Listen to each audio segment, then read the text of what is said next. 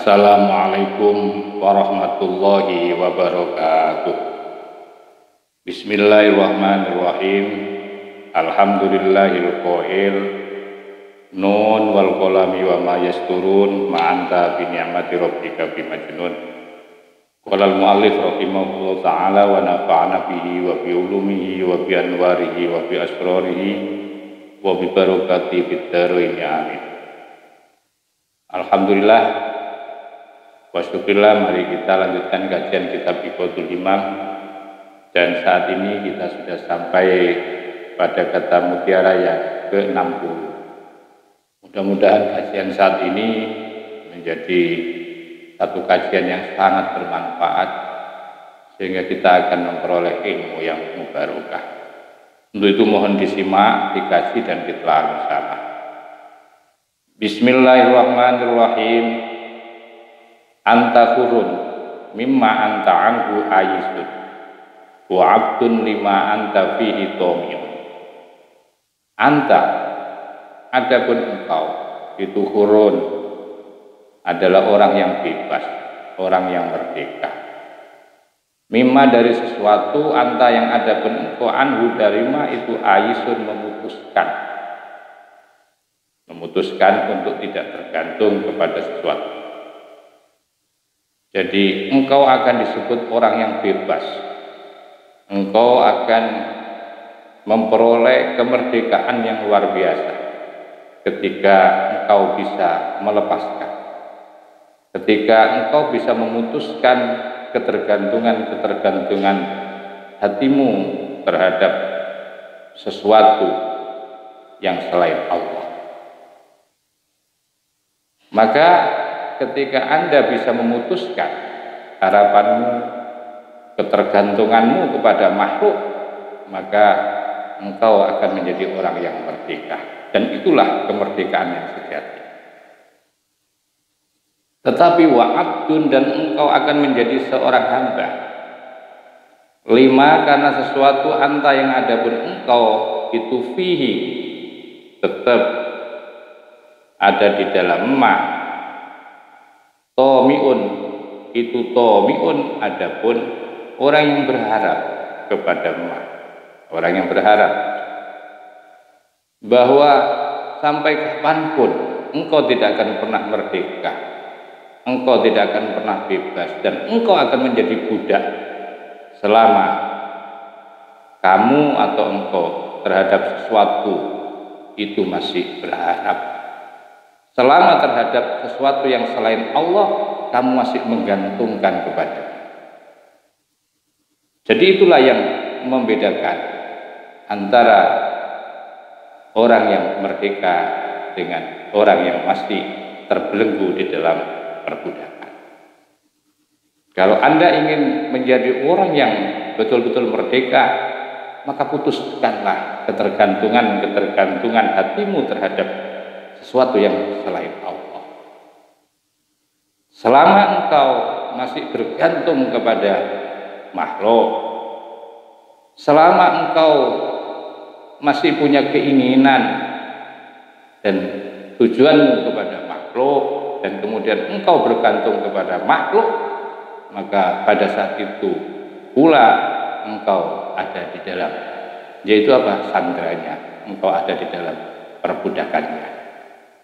Kultu, saya katakan, innama kanal insanu kuron, innama kana, bahwasanya ada siapa al insanu, manusia itu kuron, merdeka, mimma dari sesuatu, Aisyah yang memutuskan harapan, ya siapa insan minhu dari ma,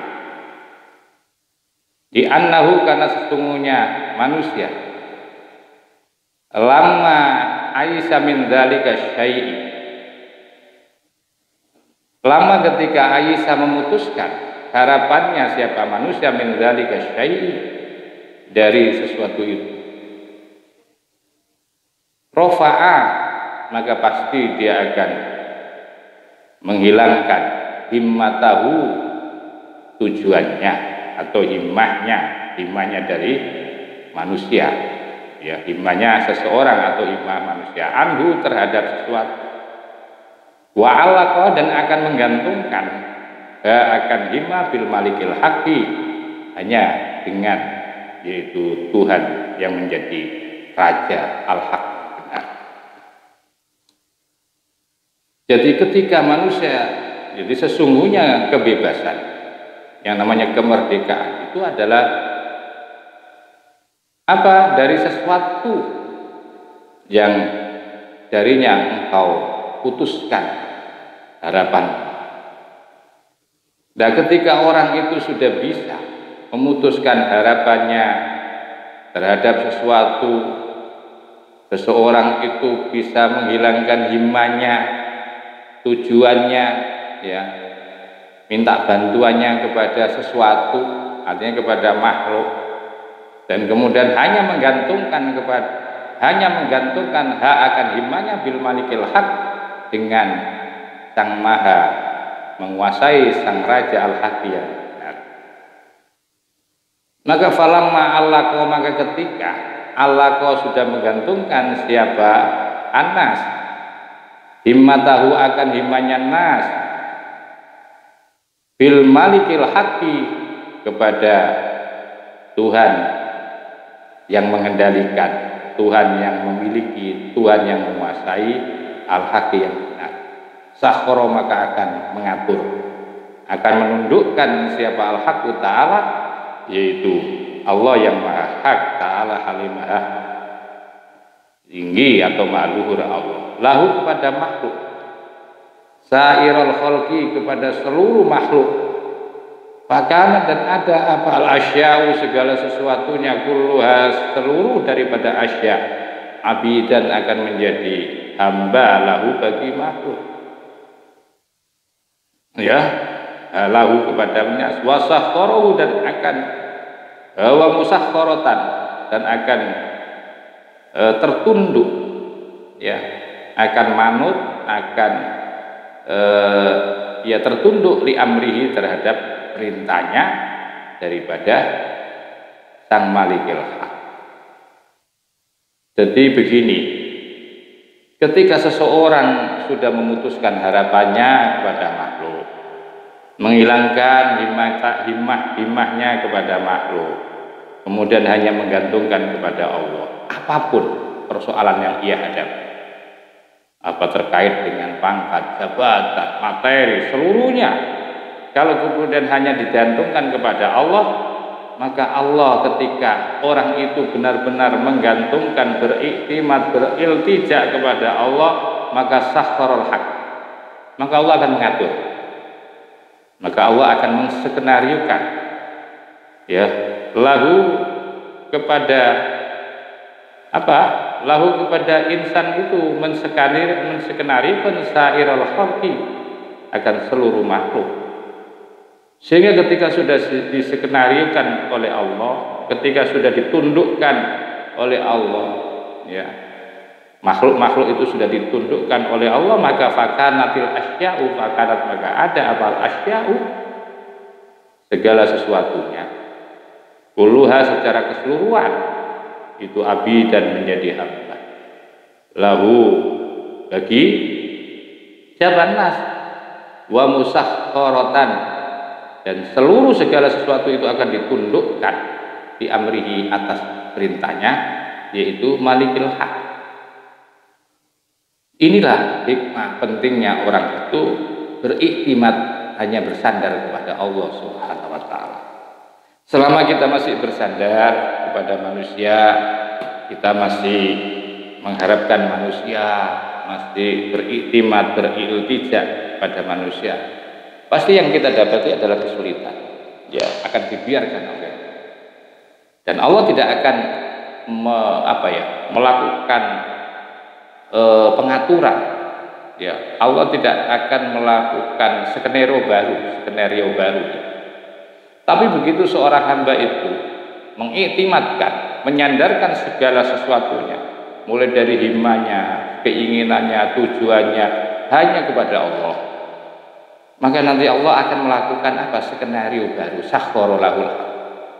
Sakhkhara maka akan menundukkan siapa al-haqqu ta'ala, yaitu Allah yang maha hak, lahu kepada ya lahu untuk manusia sairul khalqi, pada seluruh, akhirnya seluruh makhluk akan diatur oleh Allah untuk memenuhi apa yang menjadi keinginan orang. Saya ilustrasikan begini. Ada orang, ya, satu misal saya dulu itu pernah ikut kajian kitab hikamnya, yaitu Bayai Tatak dulu, bahwa selama manusia itu mau beriltija, mau beriktimat, ya mau menggantungkan ketika menghadapi persoalan apapun, bahkan urusan rezeki, kalau mau menggantungkan hanya kepada Allah, pasti Allah nanti akan menskenario, pasti Allah akan mengatur nanti. Coba kalau tidak percaya. Akhirnya ada seorang, atau misal ada seorang yang bernama yaitu Pak Karman. Dia karena pernah ngaji kitab hikam, ya, pernah ngaji kitab hikam, dan beliau pernah mendengarkan penjelasan bahwa siapa di antara para hamba yang mau mengiktimatkan, yang mau bersandar, yang mau menggantungkan seluruh persoalannya, ya termasuk persoalan rezeki itu hanya kepada Allah, katanya Allah nanti akan menskenariokan, Allah akan nanti mengatur, Allah akan nanti memberikan solusinya. Ternyata betul, karena beliau pernah ngaji kitab hikam itu, ya namanya manusia ya, yang tidak seluruhnya mulus hidup, ya kadang-kadang kita memang dihadapkan kepada persoalan ekonomi, karena banyaknya anak, satu misal pakar. Akhirnya hanya berdoa kepada Allah, ya Allah, dia tidak sama sekali melakukan doa untuk minta tetangganya nanti mudah-mudahan memberi, enggak, tapi dia iktimatkan, hanya memintanya kepada Allah. Ketika iktimatnya itu betul-betul pungkul, ya, menyatu hanya kepada Allah, maka Allah akan mengatur. Nah, Pak Karman ini ternyata sedikit banyak dulu kan juga dia pernah mondok, jadi agak lumayan bisa lah, ya, urusan sembur menyembur, ya, memberikan semacam doa-doa, ya, ketika ada orang sakit itu. Tiba-tiba di kejauhan sana itu ada seorang juragan tebu, ya, juragan tebu itu Pak Haji Dulai. Pak Haji Dulai itu habis panen ini tebunya dapat uang miliaran. Begitu besoknya uang itu mau ditransfer ke bank, tiba-tiba anaknya yang nomor 6 itu sakit, jatuh sakit. Akhirnya uang yang sebanyak itu ya bukan habis, ya banyak berkurang untuk mencari dawa, mencari obat anak. Akhirnya ketika didiagnosa oleh dokter ternyata nggak ada penyakit. Terus sebagian teman itu ada yang pernah dengar dulu, saya punya teman itu Abah Badullah, insya Allah kalau nanti ya mungkin namanya obat itu kan bisa saja melalui beliaunya. Kayaknya anaknya Abah ini perlu juga dibawa ke orang supranatural, orang yang ahli, ya, doa-doa ini. Kayaknya ini penyakitnya bukan fisik ini, psikis ini kayaknya penyakit. Ya gimana? Saya punya kenalan, itu Pak Karman itu. Ya, akhirnya Pak Karman dibel oleh temannya tadi. Assalamualaikum. Waalaikumsalam. Ya, dibel. Waalaikumsalam. Oh, ada apa, Mat? Ini, Cak, ini juragan saya, Abah Haji Dullah, ini anaknya sakit, pengen sowan ke Caca. Caca bisa, ya, kami akan nemui ke sana ke jenengan, jam berapa bisa? Yo terserah. Kalau bisa enak sore-sore gitu, ya, setelah baca asar. Kalau nggak bisa ya habis isya nggak apa. Singkat cerita akhirnya Pak Haji Abdullah itu akhirnya sowan, ya, untuk pergi, yaitu ke rumahnya Pak Karman. Ya, ini mulai, ya, sampai di sana Pak Karman dengan anaknya yang sakit, dengan temannya tadi yang menghubungkan itu, ya, perkenalannya Abdullah dengan Pak Karman itu ikut juga. Akhirnya Pak Karman melihat kondisi anaknya Pak Abdullah ini memang sangat memprihatinkan ini, karena dilihat itu sudah luar biasa ini, parah ini, Abah ini Pak. Akhirnya diberilah minuman dengan doa-doa ayat di Al-Quran ya, dengan wiritan. Kemudian alhamdulillah ternyata anaknya Abdullah ini akhirnya alhamdulillah pelantara ya, yang menyembuhkan tetap Allah, tapi Allah menggunakan syariah melalui perantara yaitu Pak. Namanya orang ya karena Pak Karman itu telah memberikan jasa kepada dia dan itu biasa disalami tempo. Lah, ini siapa yang akan memberikan rezeki itu? Siapa yang skenario? Kan Allah kan ya, yang menskenariokan atas permintaan Pak Karman tadi ya, karena beliau pernah ikut ngaji kitab hikam. Dia ingat dawuhnya Mbak Yai Tatak Saifullah dulu, kalau orang mau iltija ya hanya kepada Allah, kalau orang mau bergantung hanya kepada Allah, Allah yang akan menyelesaikan. Dan kemudian Allah akan mengatur makhluk-makhluk. Ya satu misal Abdullah ini. Abdullah kan semestinya uang sebanyak itu ya, yang mau disimpan di bank itu akhirnya nggak jadi. Ya, selain memang dibuat mencari obatnya anaknya berkurangnya, ya akhirnya Pak Karman itu akhirnya juga menemukan rizkinya ya, diberikan oleh Allah rizkinya melalui itu tadi himma ta'alluqnya ya, bergantungnya hanya kepada Allah. Akhirnya Allah membuat skenario semacam itu. Akhirnya dihitung alhamdulillah ya, Pak Karman akhirnya disangoni di amplop. Setelah pulang dibuka alhamdulillah dapat 1 juta. 1 juta dihitung merasakan alhamdulillah.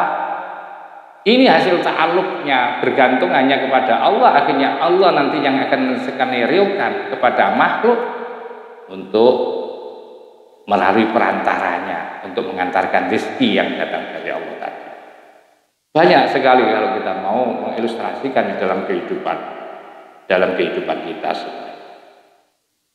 Maka itu mari kita jangan sampai lah ya, kita tidak beriltija, tidak beriktimat kepada Allah. Hanya kepada Allah lah. Hanya Allah yang menyelesaikan semua persoalan. Karena kita semua ada di dalam kendali. Anta ma'al aqwani malam tashhad al mukawwinah. Anta adapun engkau ma'al aqwani selalu bersama, yaitu akwan, sesuatu yang diciptakan oleh malam tashhad, selama engkau tidak menyaksikan al mukawwina kepada, yaitu zat yang mengadakan atau yang menciptakan. Dalam ini adalah Allah. Selama engkau bersama akwan, selama kamu selalu beriktimat ya, kamu bersandar kepada alam semesta, maka saat itu pula kamu tidak akan pernah menyaksikan ya akan kebesaran zat yang menciptakan. Kamu merasa bisa sendiri bahwa yang memberikan solusi duniamu, materimu itu ya bisa memberikan solusi. Karena apa? Karena kamu itu selalu bersama materi-materi, selalu bersama ciptaan-ciptaan Allah. Selama kamu mengandalkan ciptaan-ciptaan Allah, maka kamu tidak akan pernah bisa menyaksikan al-mukawwin, zat yang menciptakan sesuatu itu. Tapi faida syahidta, apabila kamu bisa menyaksikan al-mukawwina kepada zat yang menciptakan, zat yang mengadakan, kanatil aqwan, kanat maka ada apa al-aqwanu, ciptaan-ciptaan Allah itu maka bersama kamu. Ini bedanya ketika kamu hanya mengandalkan kepada dunia ciptaan Allah, pasti saat itu pula kamu tidak akan pernah bisa mengenal, bisa menyaksikan akan kehadiran Allah. Tapi ketika kamu menyaksikan akan kehadiran Allah, kamu bisa menyaksikan akan Sang Pencipta Al-Mukawwin yang menciptakan, maka seluruh alam semesta, seluruh materi, seluruh dunia, semua ciptaan-ciptaan Allah akan ditundukkan kepada kamu. Maka faman kana faman, maka adapun barang siapa itu kana, ada siapa man, ada itu abdan lillahi kana furran mimma siwa. Faman barang siapa kana, yang ada siapa man, ada itu abdan menjadi hamba lillahi hanya karena Allah. Karena maka ada siapa yang menghamba kepada Allah itu furran, akan menjadi orang yang merdeka mimma, dari sesuatu siwahu yang selain Allah. Jadi untuk mengetahui kapan kita akan merdeka, Kapan kita akan disebut orang yang bebas ketika kita tidak lagi bergantung kepada makhluk? Selama kita masih bergantung makhluk, masih mengandalkan makhluk, maka saat itu pula kita masih ada di dalam budaknya, masih ada di dalam genggaman makhluk itu. Maka itu ada dalam satu kaidah, faman ahabba syai'an wa huwa abdu. Barang siapa yang mencintai sesuatu maka dia akan menjadi budak. Karena apa mencintainya? Hanya kepada apa sesuatu itu. Tapi kalau Anda itu mencintai kepada Allah maka akan menjadi hamba Allah. Kalau sudah jadi hamba Allah berarti orang merdeka. Wa inna ma kana al-insanu, dan sesungguhnya ada siapa al-insan, manusia itu abdan, akan menjadi hamba. Jadi kalau orang disebut orang merdeka itu adalah ketika orang itu hanya menjadi hambanya Allah, tidak menjadi hambanya makhluk, baru itu disebut. Dan sesungguhnya manusia itu akan menjadi hamba abdan lima terhadap sesuatu toma'a yang berkeinginan. Siapa hamba fihi pada ma. Selama manusia itu masih beriktimat, beriltija, berkeinginan kepada makhluk, maka seseorang atau manusia itu berarti ada di dalam perbudakan, ada di menjadi budak. Kenapa? Li'anna toma'a, karena sesungguhnya berkeinginan toma' fi syai'i terhadap sesuatu atau pada sesuatu itu yaqtadi menuntut al-mahabbah, menuntut akan cinta.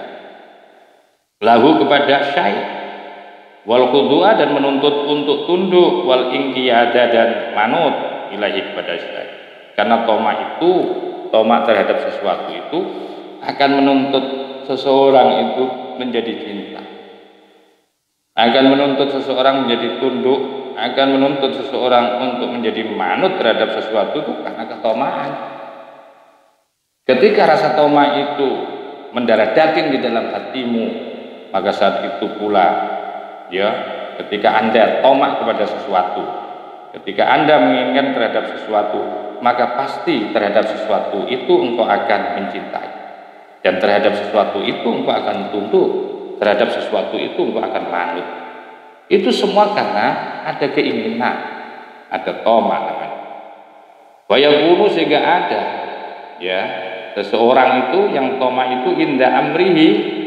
Pada saat itu orang yang tomak itu indah amrihi, ada di dalam perintahnya syai', wa nahyihi, dan ada di dalam larangannya syai'.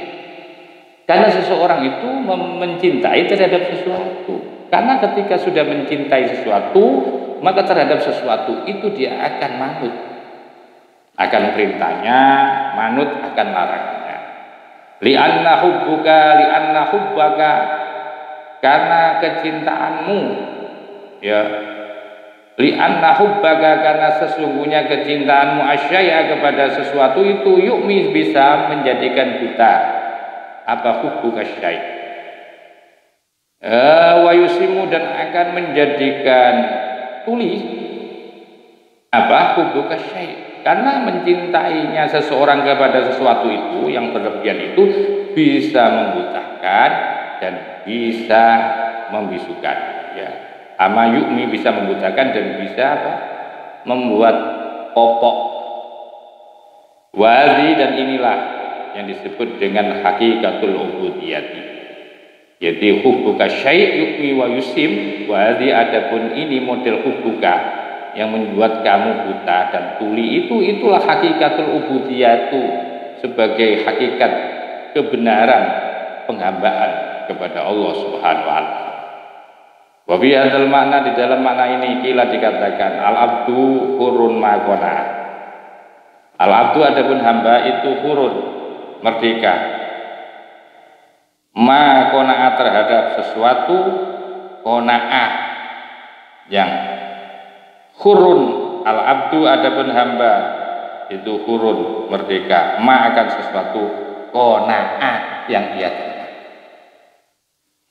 Jadi hamba yang merdeka itu adalah hamba yang terhadap sesuatu dia menerima. Wal huru adapun hamba ini. Jadi al-abdu adapun yang disebut dengan, saya ulangi, al-abdu adapun hamba atau budak, itu hurun, yaitu kebebasan terhadap sesuatu, qana'a yang ia terima. Wal hurru, dan sedangkan orang yang merdeka itu abdun, seorang hamba toma'a yang tiada akan tomat.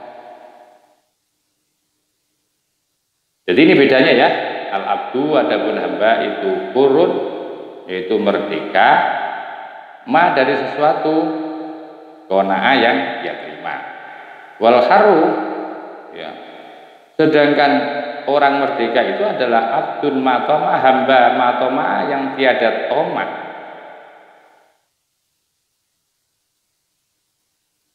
Jadi kemerdekaan itu adalah seorang hamba yang tidak lagi punya keinginan.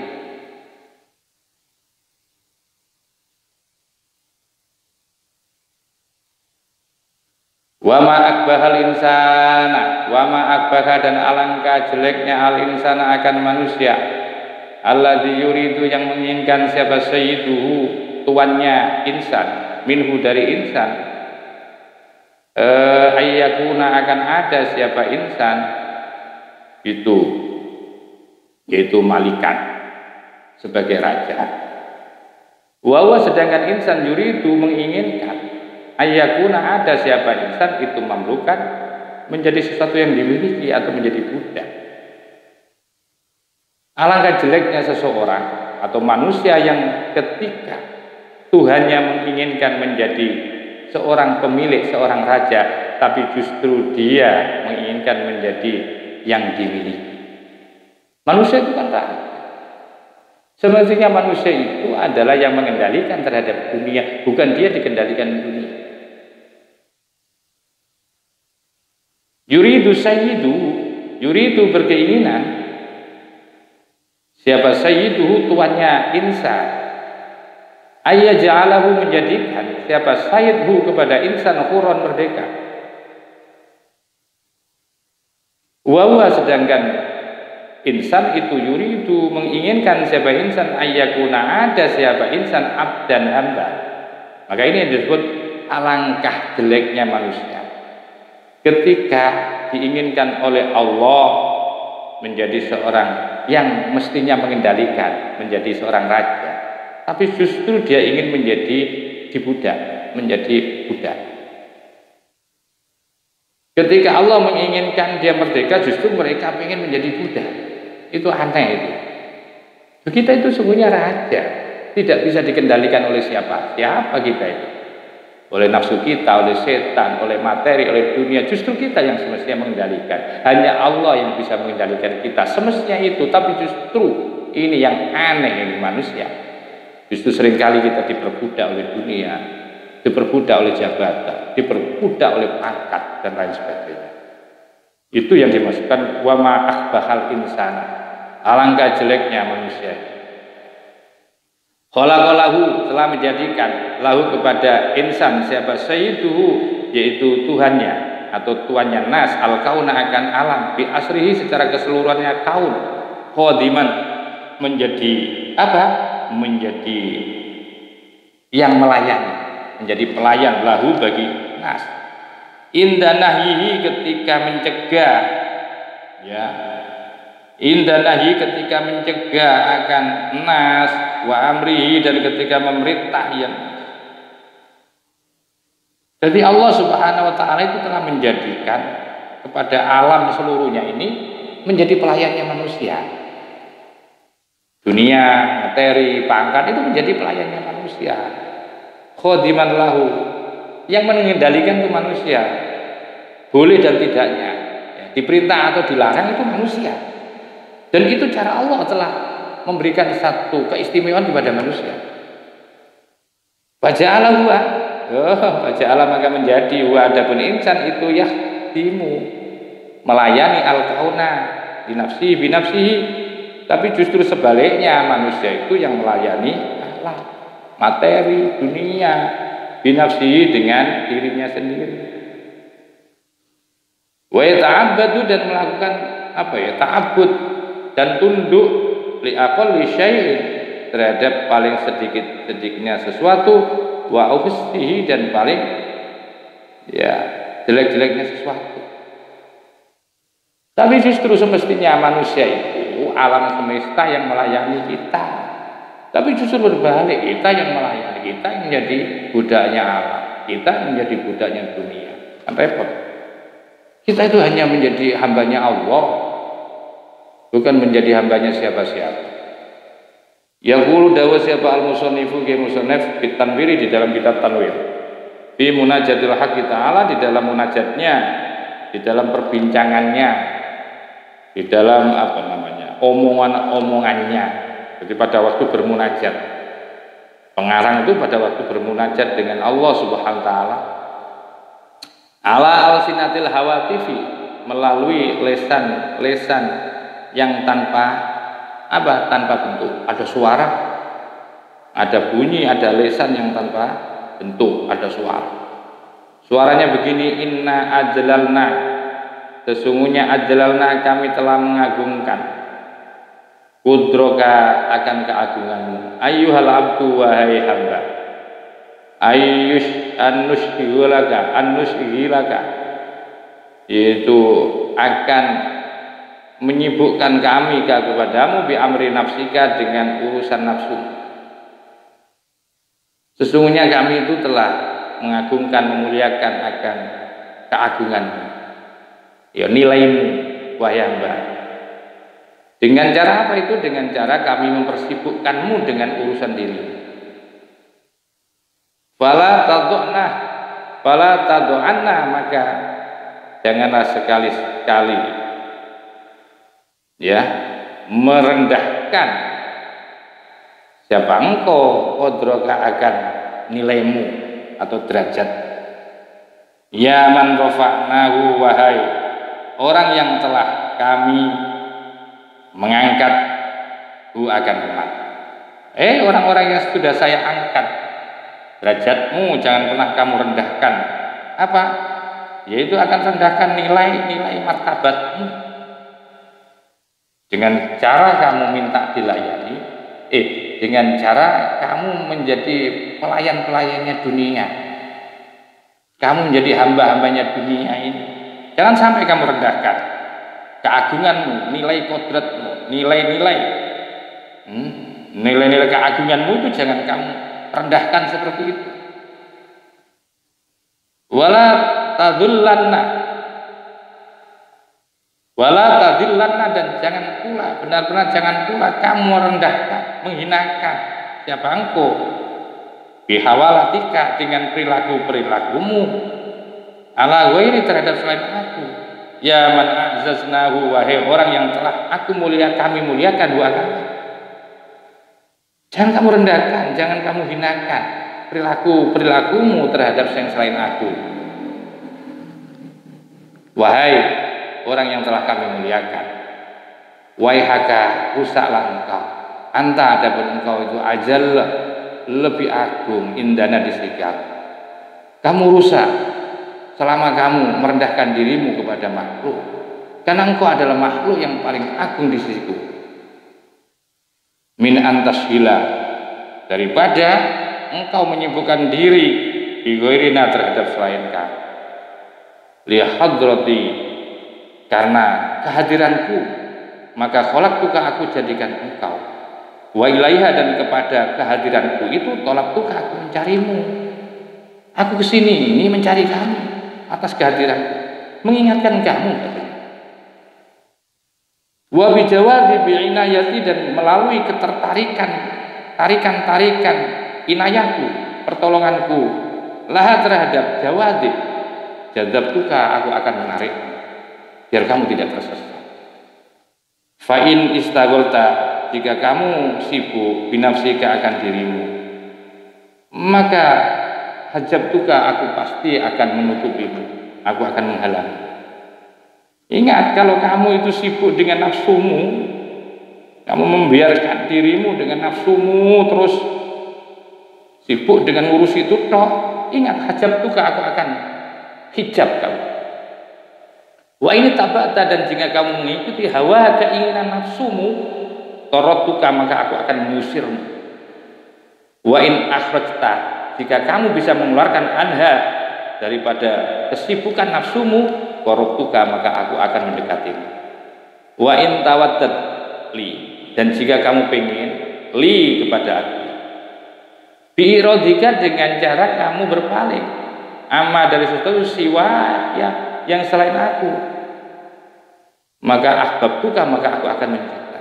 Kalau kamu pengen kepada aku, ya, wa in tawaddat lali, ya, kalau kamu pengen aku ada di sisimu terus, ya, maka kamu berpalinglah kamu terhadap segala sesuatu yang selain aku, pasti aku akan mencintai. Masya Allah, luar biasa ini ya. Ini namanya alsinatul hawatib. Jadi ada suara-suara yang tanpa bentuk, yang menggetarkan, yang menyuarakan, ya, yang bersuara ke dalam hatinya si mu'alif kitab Tanwir ini. Fatahassola, maka engkau akan berhasil. Anna mahabbatal asyai, sesungguhnya cinta terhadap sesuatu, wa toma'a,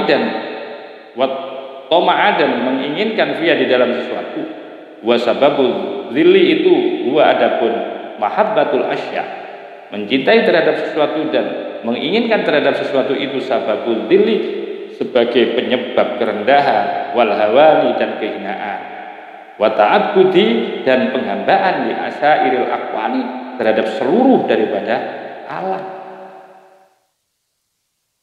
Jadi yang jelas bahwa mencintai sesuatu, menginginkan terhadap sesuatu, itulah yang menyebabkan kehinaan dan kerendahan dan keperbudakan, penyebabnya itu terhadap seluruh daripada akwal. Sesuatu yang diciptakan Allah, kamu tunduk di situ. Wa innal iyasa, maka sesungguhnya memutuskan, ya, memutuskan harapan minal asya'i, dari sesuatu, warofil himmati, dan menghilangkan himmah anha dari asya, huwa adapun iyas, memutuskan, ya, memutuskan harapan kepada sesuatu dan menghilangkan himmah, itu sababul izi, menjadi yang menyebabkan kemuliaan, wal hurriyati, dan kemerdekaan, watihi, dan keagungan, kebesaran, alal akroni, atas terhadap, yaitu akron, teman-temannya. Pada itu ada satu walillahi darul qail haitsu qala, ketika bersenandung siapa penyair, ra'aitul qanaata rasal ghina basirtu bi adyaliha mutamassiku fa albasani izzuha kullatan yamurru zamanu wala tanhatiku wasirtu ghaniyan bila dirhamin atihu alan nasiti hal maliki. Nah, ini ra'aitul qana'ata, aku telah melihat qana'ah. Qana'ah itu menerima dengan legowo dari seluruh apa yang diberikan oleh Allah, diterima. Aku melihat qana'ah itu sebagai ra'sal ghina, sebagai dasar hati yang kaya. Jadi modal kekayaan itu adalah qanaah. Aku melihat qanaah itu sebagai modal kekayaan. Oleh karena qanaah itu saya lihat sebagai apa namanya? Sebagai modal, ya, modal kekayaan.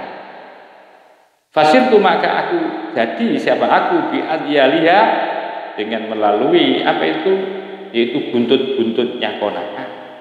Mutamassiku, yaitu orang yang berpegangan, biar aku tetap pegang kekayaan, ya, maka aku tetap, ya, biar aku tetap menjadi orang yang kaya, maka aku tetap berpegang kepada qanaah.